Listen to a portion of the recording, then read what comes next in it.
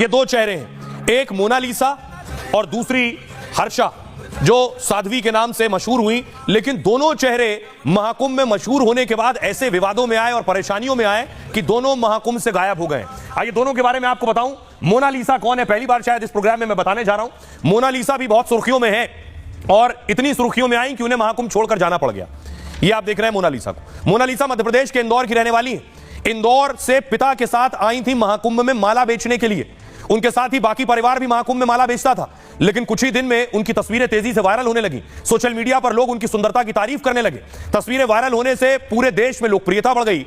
इसी लोकप्रियता की वजह से लोग उनके साथ सेल्फी लेने लगे और हालत यह हो गई कि सेल्फी लेने वालों की मोनालिसा के पास हर वक्त भीड़ लगी रहती। यहां तक कि लोग यहां सेल्फी के लिए लोग पीछे पीछे मोनालिसा के दौड़ने लगे। मोनालिसा पहुंची थी माला बेचने के लिए।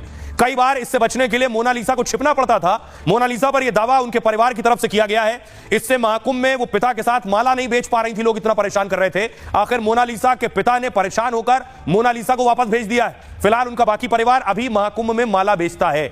दूसरी है हर्षा।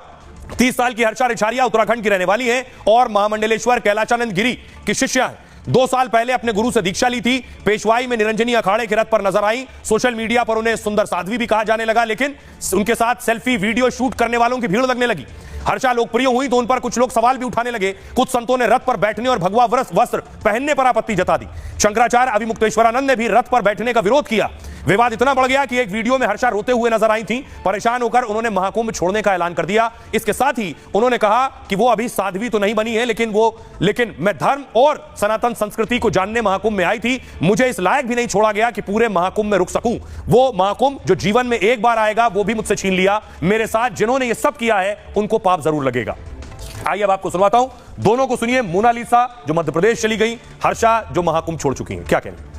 आपको कैसा लगता है लोग फोटो खिंचवाते थे? अच्छा नहीं लगता। अच्छा नहीं लगता। अच्छा नहीं लगता। अच्छा नहीं लगता तो सारे दिन भर फोटो ही फोटो खींचते रहते हो।